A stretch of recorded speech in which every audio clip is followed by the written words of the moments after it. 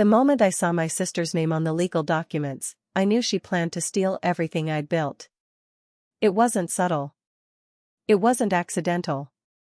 It was betrayal in its cleanest, coldest form, hidden behind the word restructure and dressed up in a silk blouse and a courtroom smile. My name is Marissa Lane. I'm 32, and 3 years ago, I inherited a family business that was never supposed to be mine. Not really. Not in the way my mother had always envisioned. But I made it work. I made it thrive. And now, the same sister who once laughed when I stayed up all night fixing our broken accounting system was trying to make me sign it all away. Quietly. Legally. Without a fight. Except I didn't stay quiet. And I never signed. My story started the week after my father died.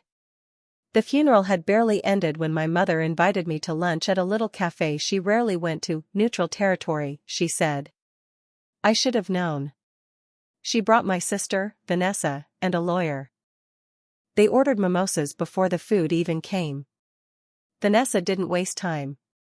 She said, "We've been talking about how to move forward. Dad would have wanted the company to stay in the family." I remember nodding, slow and cautious. Then she slid the paperwork across the table like it was a menu. It wasn't. It was a full transfer of ownership. From me to both of them. I looked at my mother. She smiled like she'd rehearsed it. "We're not pushing," she said, "but it's best for everyone." No one asked what I wanted. No one mentioned that I was the one who'd been running the company for 2 years while our father fought the cancer that finally took him. That I'd slept on the office couch more nights than I could count. That I'd made payroll work when vendors didn't get paid. That I'd saved the business, quietly, efficiently, while they grieved publicly and planned vacations. The documents weren't binding. Yet. They needed my signature. I didn't give it. Vanessa rolled her eyes and said, "You're not being reasonable." I didn't reply. I just folded the papers neatly, tucked them into my bag, and stood. That night, I couldn't sleep. Not because I was scared, but because I knew this wasn't over. That was just the opening move. My family doesn't like resistance. Especially not from me. Especially not when I'm supposed to be the quiet one. The steady one. The one who gives in. I was back at the office before sunrise the next morning. I opened every file, backed up every email, and checked every contract. I didn't know what they'd try next, but I needed to be ready. By Friday, Vanessa had frozen 2 of our corporate accounts. I got the alert from the bank and drove straight to the branch, heels clicking, heart steady. I asked the manager a single question: "Who authorized this?" He checked. Her name. Not mine. She'd claimed emergency access. She didn't have the authority. I left with full reinstatement and a printed log of her actions. By Monday, she'd sent out an internal memo announcing her new title, Chief Operating Officer. I hadn't promoted her. I hadn't even spoken to her. The staff was confused. One of our newer hires forwarded me the email with a single line, "Thought you should see this." That was the moment I knew I had to decide: let them chip away at me, piece by piece, or hold the line. Not with rage. Not with drama. But with precision. I booked a meeting with our corporate attorney for the following week. I didn't tell anyone. That afternoon, I posted something I never thought I would, a photo of my father and me in front of the company's first office. No caption. Just that image. Within 2 hours, it had over 1,000 likes on LinkedIn. Comments from former employees, suppliers, local community leaders. I didn't say a word about Vanessa. Or my mother. Or the memo. But everyone saw it for what it was. The business was my father's legacy. And mine. By Thursday, my mother called. Her voice syrupy, too sweet. "Marissa," she said, "you're blowing this out of proportion." I stayed silent. Then she said, "You know how impulsive Vanessa can be. But she's family." That word again. Family. As if family excuses everything. The next day, I walked into our quarterly board meeting and saw Vanessa sitting in my father's old chair. She didn't look surprised to see me. She said, "You're late." I looked around the table. Every board member turned to me. The air was thick with something no one wanted to name. I sat down, slowly, and opened my folder. "I think we should begin," I said. And just like that, the war began. But no one realized that I'd already made my move. The next time Vanessa tried to undermine me, it wasn't behind closed doors. It was on video. And I made sure the world saw it. You learn a lot about people when you stop trying to explain yourself. The morning after the board meeting, I found a manila envelope waiting on my desk. No return label. Just my name in handwriting I didn't recognize. Inside were printed screenshots. Emails. Attachments. One thread was between Vanessa and a junior accountant she'd recently hired, asking how easy it would be to streamline the reporting system. "Dad always made things too complicated," she'd written. "We need flexibility." Flexibility. I sat there staring at that word longer than I should have. It was the same word our mother used when she wanted my father to change the terms of his will. She'd asked him, during one of his weaker days, if he might consider something more flexible. He never changed it. I didn't show the documents to anyone. Not yet. Instead, I opened my top drawer and pulled out the black leather-bound journal I'd been keeping since the diagnosis. My father's diagnosis, not mine. Inside were pages of numbers. Observations. Copies of contracts I made him explain to me line by line when I was still too young to legally sign one myself.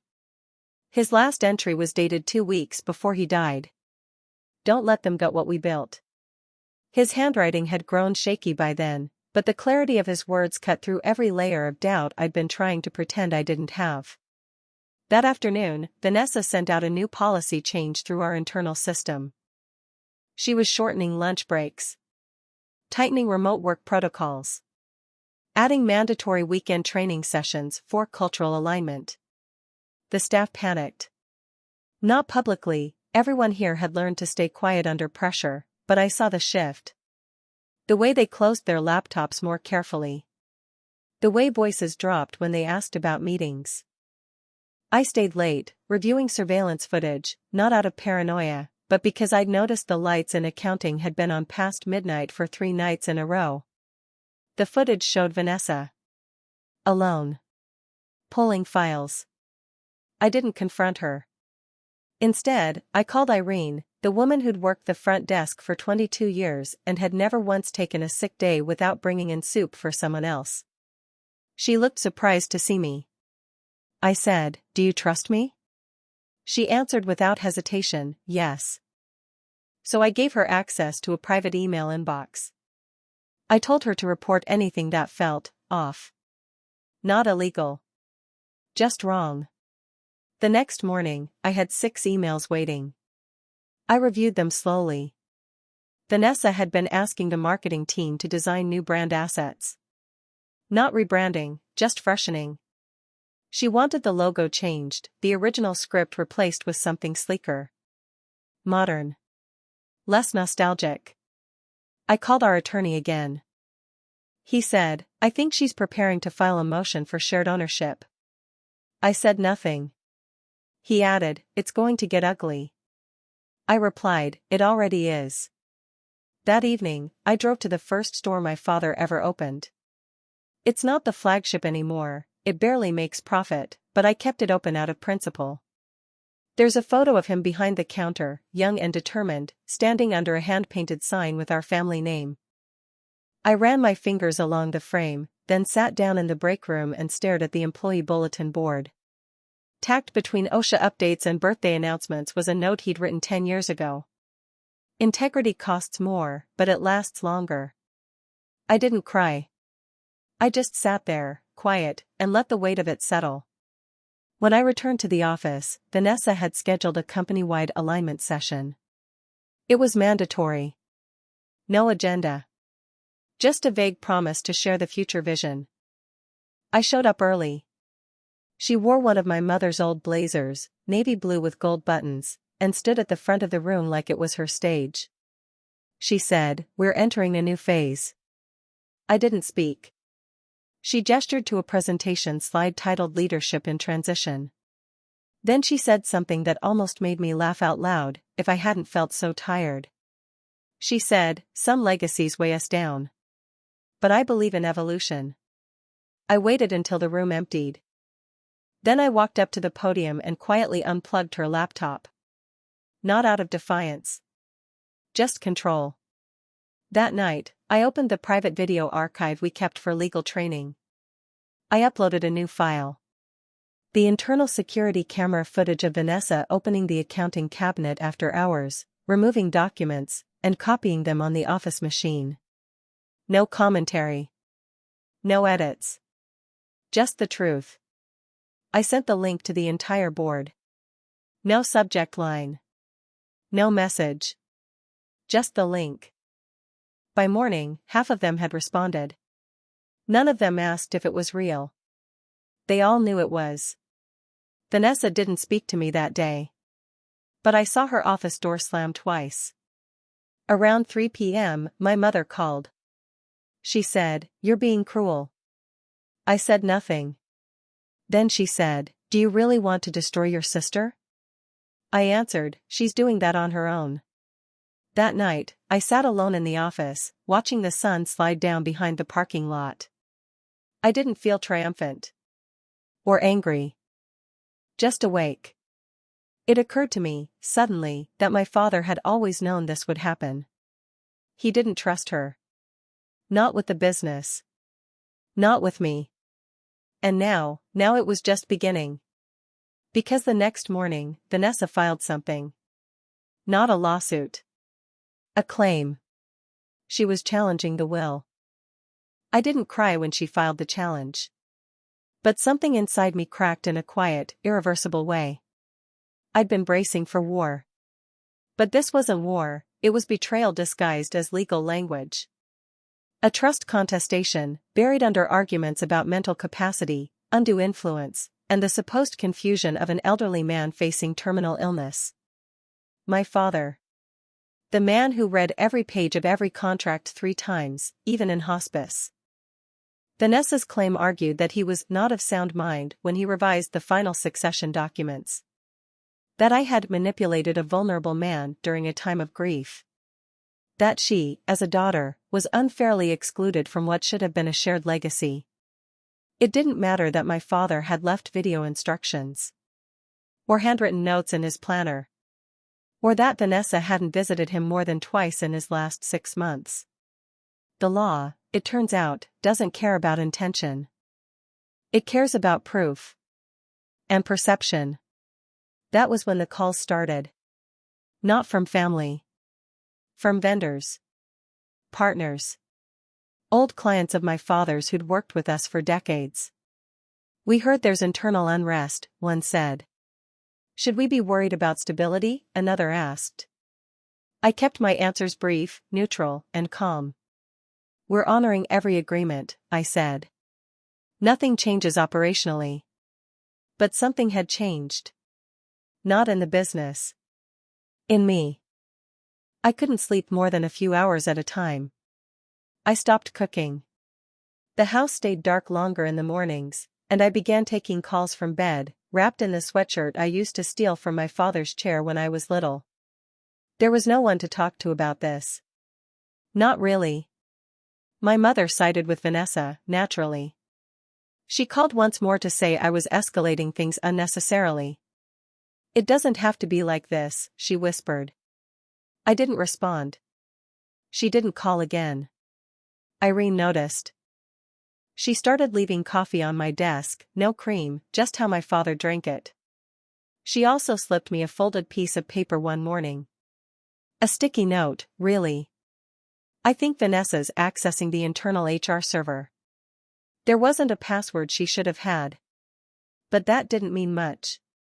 I went back through the logs. At 2:14 a.m., someone had downloaded employee contracts and performance reviews. I traced the access through a back-end IP and confirmed it. Vanessa had used a guest administrator code that hadn't been deleted since my father passed. A vulnerability I'd overlooked. That night, I sat in my car for nearly an hour before pulling out of the parking lot. The overhead lights flickered, catching the edges of the building's facade, the one my father insisted we restore instead of replace. "People should know this place has roots," he'd said once. And now his daughter was trying to tear those roots up, one clause at a time. The deposition started 2 weeks later. Vanessa showed up in cream cashmere and a practiced smile. Her lawyer introduced her as a concerned family member seeking transparency. I wore a black turtleneck and flats. No makeup. Her attorney asked the usual, when had the will been changed, who was present, had my father been under medication, had I discussed company succession with him while he was hospitalized. I answered honestly. Calmly. But I could see it in their eyes, the narrative was already writing itself. The loyal daughter, yes. But also the one with access. The one with motive. After the deposition, Vanessa followed me to the parking lot. She said, "You're making this harder than it has to be." I replied, "You should leave." She didn't. She just smiled and said, "You always needed to be the favorite. Even now." I got in the car and locked the door. That night, I reread every clause of the operating agreement. Every memo from my father. Every note scribbled in the margins of the estate documents. Then I did something I hadn't done in weeks. I went back to therapy. I didn't talk about Vanessa. Not at first. I just talked about the company. About how it felt to watch people you trust try to hollow out something you spent your life protecting. The therapist, Angela, asked how long I'd felt like the protector. I told her the truth. Since I was 8. The days blurred after that. More legal back and forth. More insinuations. Vanessa's lawyer submitted a request to freeze the company's discretionary spending accounts, citing concerns over misappropriation. It was blocked, but just barely. Then the newspaper article came out. Family fortune in dispute, sisters clash over father's legacy. The reporter didn't reach out to me.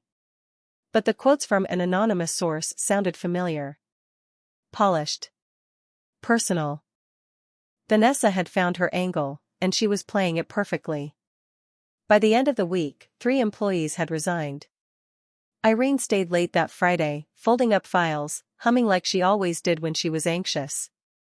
She said, "They're scared." "Not of you. Of the unknown." I said, "So am I." She paused, looked at me for a long moment, then whispered, "Then remind them who we are." That night, I started a document. Not legal. Not public. Just something personal. I called it, "Why I Stayed." It wasn't meant to be read. Not yet. Just a place to remember. The first page said, "Because he asked me to protect what mattered. Because I said I would. Because some promises aren't made out loud." I didn't know what I was going to do next. But I knew I couldn't keep defending myself in whispers. The next morning, I called my father's old accountant. And I asked one question, "Did he ever talk to you about contingency trusts?" There was a pause. Then he said, "You should come in." And that was the first time in weeks I felt the weight shift, just slightly, in my direction. Some truths don't shout. They sit, waiting in silence, until you're still enough to hear them. The office was closed the day I met with my father's accountant. A cold, gray Tuesday. The kind of weather that makes everything feel heavier. He was older now, thinner than I remembered, with hands that trembled just enough to remind me that time moves even when we pretend it doesn't. He didn't offer coffee. Just opened a drawer, placed a folder between us, and said, he didn't want this discussed unless it became necessary. Inside was a contingency trust agreement. Drafted 8 months before my father died. Signed. Notarized. And airtight. It placed the controlling shares of the company, quietly and irrevocably, into a separate entity under my name. Not through the will. Not in the main estate documents. But through a sealed instrument with successor protections and litigation shields. He'd buried it so deeply in the accounting structure that even the estate attorney hadn't flagged it. I sat there, reading each clause slowly, fingers steady but cold. I asked, why didn't he tell me? He said, he knew you'd only use it if you had to. That night, I didn't sleep. Not from anxiety. From clarity. I understood now. He hadn't just left me the company. He'd left me the burden of choosing when, and how, to fight for it. The next morning, I got up before dawn and made coffee the way he used to, 2 scoops, no sugar, water just off the boil. Then I began. I pulled every internal record from the past 18 months. Payroll. Contracts. Emails. I wanted everything in one place. Not just to defend myself. To understand the landscape I was standing on. Vanessa hadn't just challenged the will. She had been building a case behind the scenes, pulling allies close, dangling promises of promotions, offering whispers about change and vision and stepping into the future. Several department heads had accepted her meetings. Some more than once. So I started tracking patterns. Timestamps. Notes. Keywords. The HR logs showed irregular logins, always late at night, always tied to Vanessa's guest access. She was gathering leverage.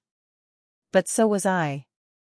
I met privately with our IT manager, a quiet man named Drew who'd been with us since I was in high school. I said, I need a silent audit. Nothing traceable to me. He didn't ask questions. He just said, understood. By the end of the week, I had a map of every file Vanessa had touched. What she downloaded. What she emailed. Who she sent things to. There was a pattern. She was preparing to propose an internal takeover to the board, under the guise of modernization. But her real plan was clear. Dismantle legacy systems. Sell off underperforming branches. Lease the brand name to a holding company she'd quietly registered 6 weeks prior. I confronted none of it directly. Instead, I began shoring up every vulnerable corner of our operations. I updated contracts. Restricted access levels.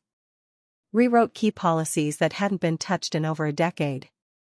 I did it quietly. Surgically. I also reached out to people who'd known my father, not the high-profile partners, but the ones who mattered. Longtime suppliers. The property manager of our original location.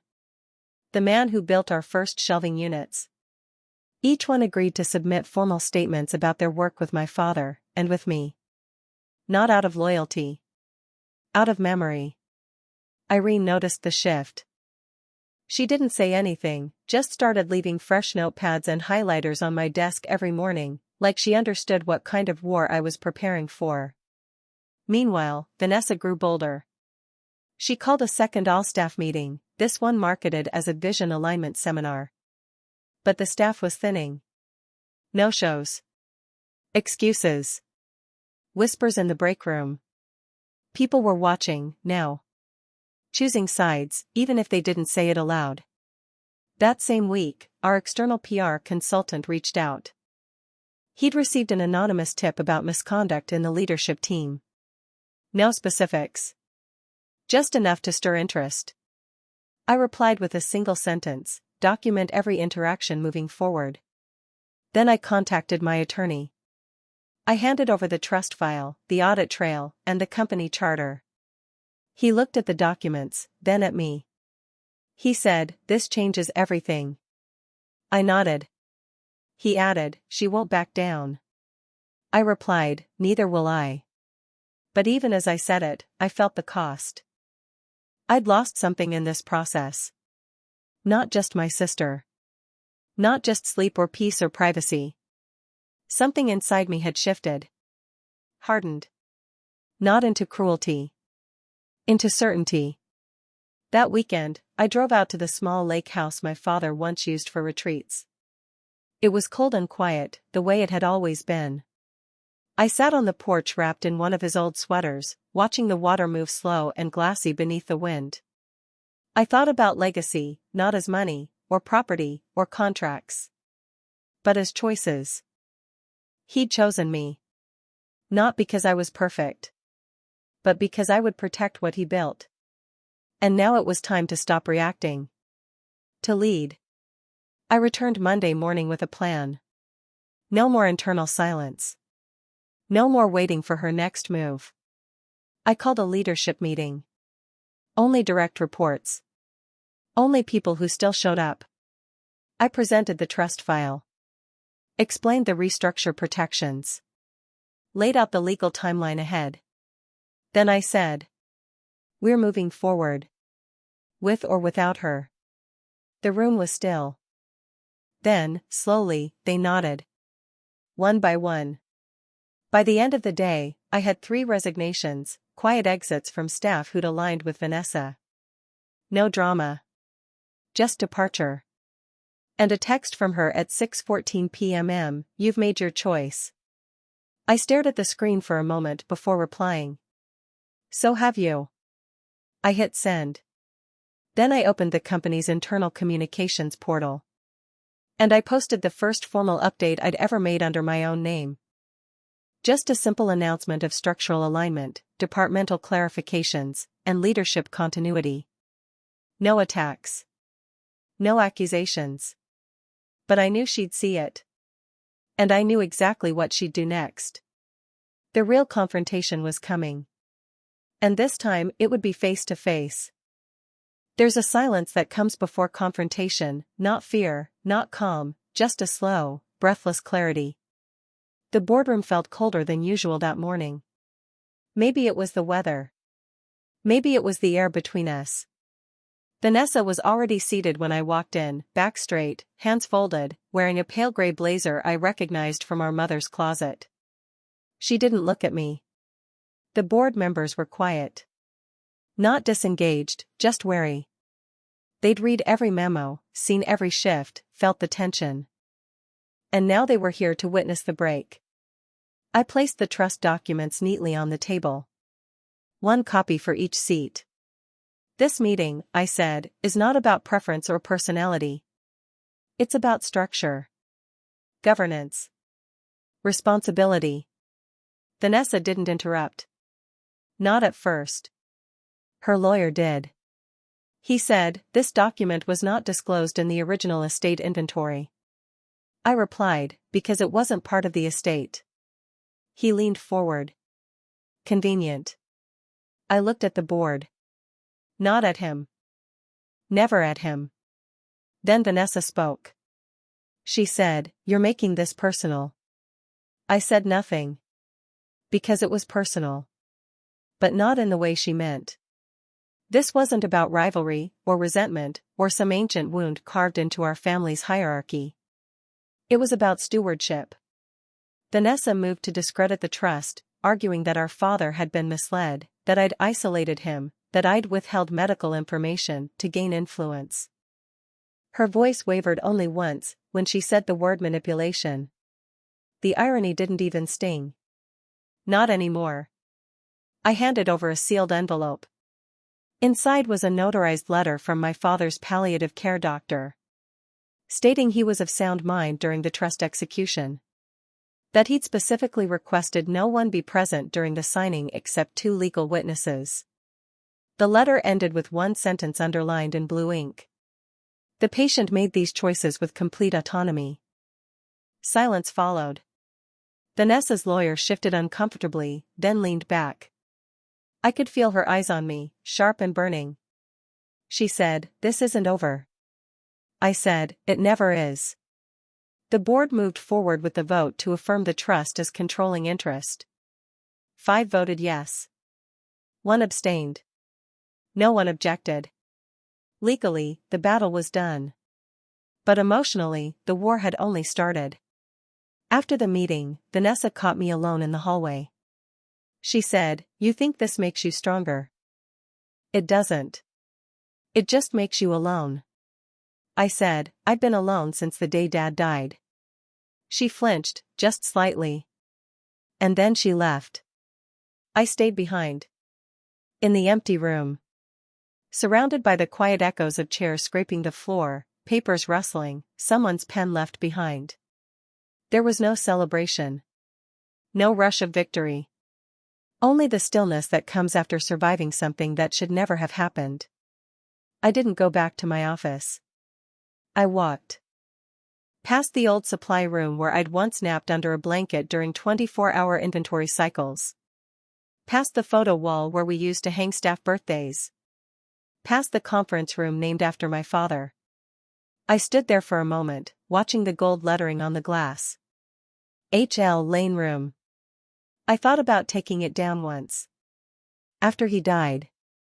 It felt too final. Too heavy. Now it felt like the only thing in the building that hadn't lied. Later that evening, I went home and sat in my father's armchair. The one I'd moved into my living room after the funeral. The leather had started to crack near the edges. I hadn't gotten it repaired. Some things shouldn't be smoothed over. I listened to the voicemail that had been sitting on my phone since the previous day. It was from Vanessa. Not a message. Just the sound of her breathing for several seconds before she hung up. I deleted it. Then I opened my laptop. And I began drafting the official statement for our staff. Not legalese. Just the truth. I wrote, the company will remain under its original charter. The transition of leadership is complete. Our path forward is rooted in clarity, continuity, and care. I didn't sign it CEO. I just signed my name. Marissa Lane. I hit send. And then I sat very still, letting the moment settle. But even as the dust cleared, something new was forming. Because 2 days later, I received an envelope. Hand-delivered. No return address. Inside was a single sheet of paper. A notice of civil suit. Vanessa had filed for damages. Emotional distress. Defamation. Breach of fiduciary duty. The final line read. Trial pending. Counsel will contact you for deposition scheduling. So it wasn't over after all. But this time I wasn't afraid. Because I knew exactly what I was going to do next. Some people don't want justice. They want attention dressed in court filings and righteous language. Vanessa's lawsuit wasn't about winning, it was about spectacle. The public humiliation. The shadow it would cast over my reputation, the company, my name. The official notice was thick with implications: breach of trust, emotional injury, reputational damage. It didn't matter that her claims were baseless. In a courtroom, it's not just the truth that matters, it's how you wear it. I read the complaint 3 times. Then again in silence. There was nothing new in it. No fresh accusations. Just a rearrangement of the same narrative she'd been spinning for months, this idea that I had manipulated a dying man, twisted the company into something self-serving, isolated her from her birthright. I didn't call my attorney immediately. Instead, I went for a drive. Not anywhere in particular. Just west, out of the city, past the office park, past the edge of town where the landscape quiets and the sky stretches wider than memory. I pulled off at a closed farmer's stand and just sat there, watching the road split like a vein across the hillside. I thought about what it had taken to get here. What it had cost. Trust. Time. My father. There's something no one tells you about grief, it doesn't leave when the person does. It stays, reshaped, hiding inside the obligations they leave behind. The lawsuit didn't feel like a surprise. It felt like an inevitability. Like every restrained silence and careful decision I'd made had simply postponed the damage. Not prevented it. When I got back, I contacted a different lawyer. A litigator. Not my estate attorney. Not someone tied to the old world my father belonged to. Someone younger. Sharper. With a reputation for being quiet in the room and lethal on the page. Her name was Elise Morrow. She answered my call after 2 rings and listened to the entire situation without interrupting once. When I finished, she said, "You're not asking me to bury her. You're asking me to close the door." I replied, "Yes." She said, "I can do that." That week, I stepped back from the day-to-day at the company. Not to retreat. To protect it. I assigned interim leadership to the two department heads I trusted most. Neither blinked when I handed over authority. They knew. Everyone knew. The lawsuit wasn't just against me, it was against the company's soul. Irene placed a yellow envelope on my desk before I left. Inside was a handwritten note. He would be proud. I folded it into my wallet. Not for safekeeping. Just for closeness. Elise moved quickly. She filed a motion to dismiss based on lack of evidence, conflict of interest, and strategic harassment. Attached to the motion was a full timeline of my father's last months, doctor's records, video files, letters. Nothing emotional. Just truth.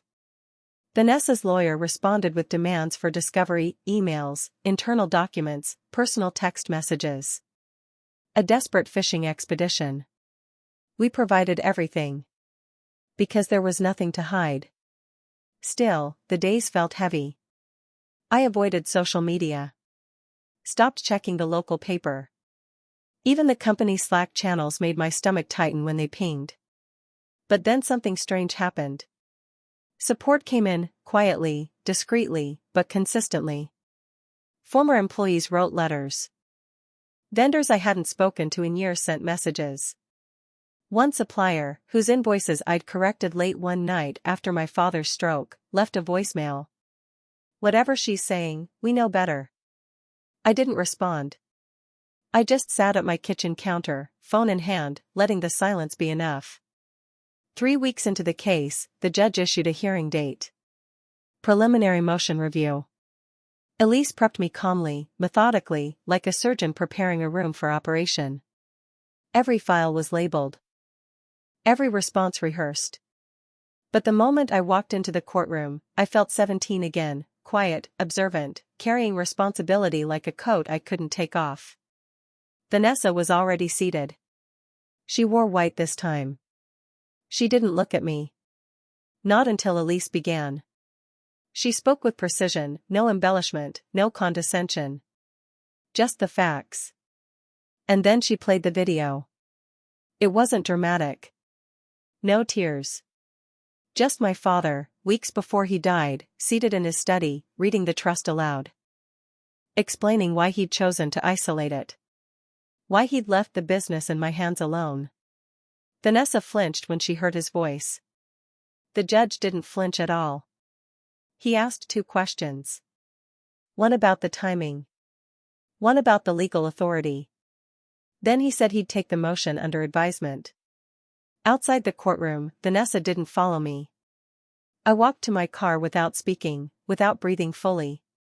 Only when I closed the door did I finally exhale. A week later, the decision came in. Motion granted. Case dismissed.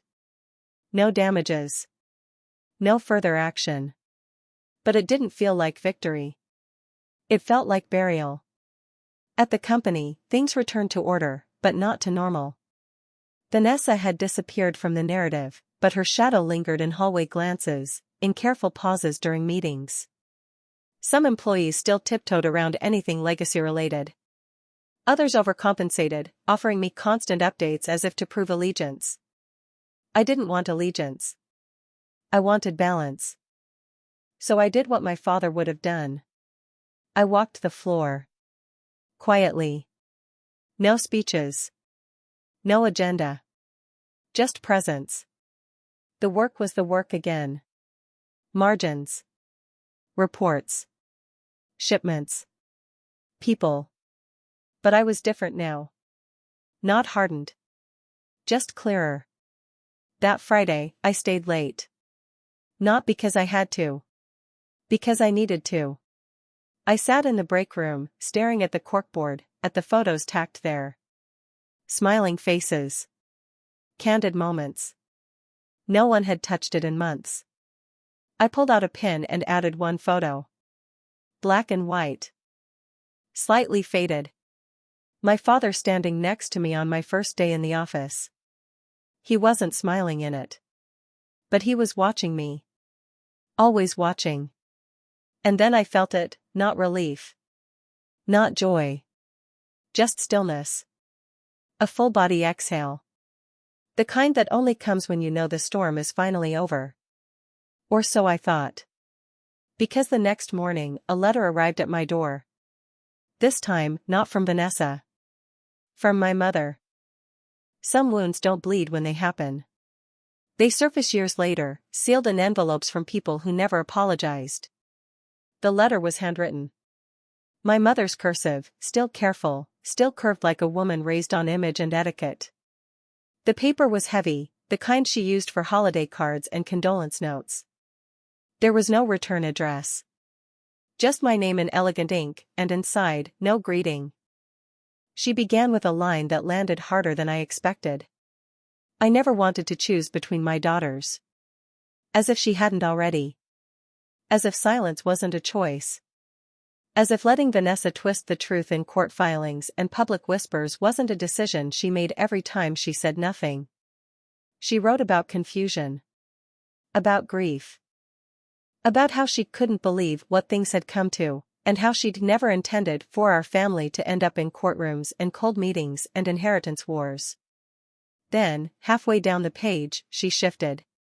She wrote, "I don't agree with how you handled things. But I can't deny that you did what your father asked. Maybe that's what matters more than fairness." That word again. Fairness. It's what Vanessa always clung to. What my mother wore like perfume, selectively, when it served her. I didn't finish the letter right away. I folded it and placed it on the kitchen counter, next to the ceramic bowl where I kept spare keys and receipts. Then I walked outside. The wind was strong that morning. September sharp. The kind that smells like endings. I drove to the original store again. I didn't know why until I got there. The lights were on. Irene was restocking shelves. She looked up and smiled when she saw me, but she didn't ask questions. I walked to the back, to the old break room. The corkboard was still full. The photo of my father still pinned in the center, slightly tilted. I straightened it. Gently. Then I sat, and let the quiet settle. I thought about everything that had happened, not in sequence, but in weight. The signatures. The depositions. The accusations. But more than that, I thought about the moments in between. The choices I made when no one was watching. The nights I stayed late rewriting contracts.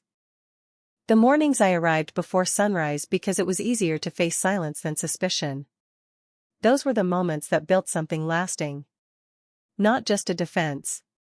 A foundation. That afternoon, I met with our new operations lead. A woman I'd mentored quietly for 3 years. Sharp, observant, and kind in a way that never asked for applause. I handed her a file with a simple title, Legacy Strategy. She said, "Is this what I think it is?" I replied, "It's yours, if you want it." Eventually. She didn't speak for a long time. Then she nodded, and I saw something in her eyes that reminded me of myself, before the war, before the inheritance, before I became the last line of defense in a family that mistook silence for peace. I didn't announce my step back. I just began stepping. A little more each week. More time in the design department. Quiet lunches with Irene. Long walks past the shipping dock where I once broke down after my father's first chemo treatment. I still kept the title. Still signed off on every major decision. But I stopped gripping the wheel with both hands. Vanessa didn't return. Not to the business. Not to my life. She moved out of state, from what I heard. Took a consulting job with a startup trying to reimagine consumer legacy brands. I wish I could say I felt relief. What I felt was quieter than that. Release. A few months later, I got an email from a university professor who'd used our company in a business ethics case study. She asked if I'd be willing to speak to her graduate seminar. I almost declined. Then I didn't. When I stood in front of that room, I didn't talk about the lawsuit. Or the betrayal. Or the details. I talked about weight. About what it means to carry something that wasn't built for you, but was entrusted to you anyway. About how silence can be louder than action. And how sometimes, leadership isn't about what you build, but what you refuse to break. Afterward, a student asked me, "Would you do it again?" I said, yes. But not the same way. That night, I drove home through the old part of town. Past the church where we held my father's funeral. Past the bench where I waited for my mother's car after she missed my 8th grade play. The memories didn't sting. They just existed. Like old roads on a map you don't follow anymore. When I got home, the letter from my mother was still on the counter.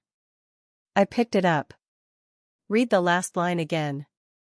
You made your choice. I hope one day you understand mine. I didn't cry. I just placed it in a drawer. Not to forget. To archive. 3 weeks later, the board voted unanimously to expand our legacy mentorship program, pairing young professionals with leaders in transition. I didn't push for it. They brought it to me. I said yes. Then I gave the closing speech at the quarterly summit. Simple. Short. I ended with the only thing I knew for sure. The future we protect is never just our own. And for the first time in a long time, I felt it. Not the end of something. The beginning. Of peace. Of stillness. Of my own life, finally, returning to me.